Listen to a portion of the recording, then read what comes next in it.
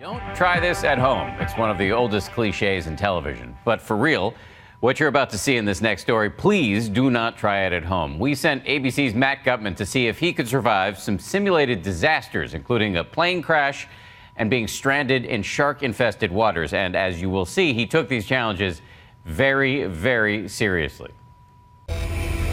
This was a normal flight for Ferdinand Puentes and 8 others gliding towards Honolulu last year. Suddenly, an alarm. The engine just made a sound. The rattle, the loss of altitude, and that shattering impact. Your whole life just goes in front of you. As the water rushes in, passengers manage to escape before the plane sinks. All but one of them survive. All of it caught on tape because Puentes never stopped rolling. If you think there's nothing better to do but brace yourself and pray, if your plane crashes into the water, the Coast Guard has another answer. Prepare. Last month, I became the first reporter to ever go through the Coast Guard's grueling crash survival training here in Elizabeth City, North Carolina. Welcome to Aviation Technical Training Center. My training ground, this beast, the Dunker, which simulates a plane crashing, sinking, and then flipping over in the water. If you give the "I'm stuck" signal, we can pull the toggle, all the seatbelts come undone right away. The divers grab you, give you fresh air very quick. Most of the previous class had to tap out. Staying calm is the key to getting out alive. Before the Dunker, a briefing with the rescue team assigned to ensure I don't drown. I want you to wait, all motion stopped, release that window, grab a reference point before you undo your seatbelt. Got that? If you're about to crash, my instructors say hold on to something. Then, after the crash, remove any obstacles like armrests, and only then unbuckle your belt and then get to a window or a door as quickly as possible.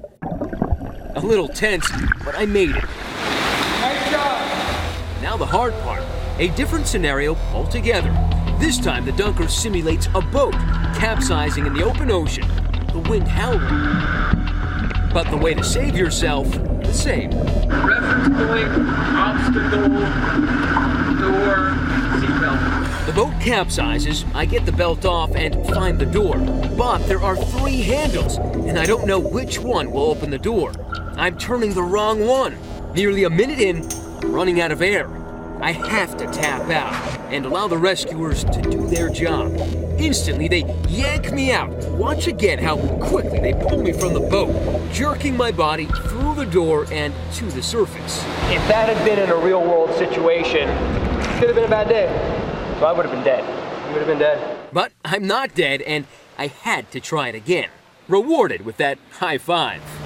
But what if you do survive the crash? Then what? The Coast Guard takes us out on the water. They then have me jump in the chilly Chesapeake waters to fend for myself. I think I could swim about a mile or 800 yards or 1,000 yards. They say not to. Stay put. Burns a lot of energy to try to swim, especially with a life jacket on and clothes. Just wait for help to arrive. Don't scream because no one will hear you above the engines. Try to wave your arms in the air, perhaps. If you have a flare, use it. Most important, stay calm. Let the Coast Guard and others do their job. A few minutes later, they haul me out. Emma. What if they hadn't? Just this week, these kayakers found themselves in shark-infested waters off the coast of Florida.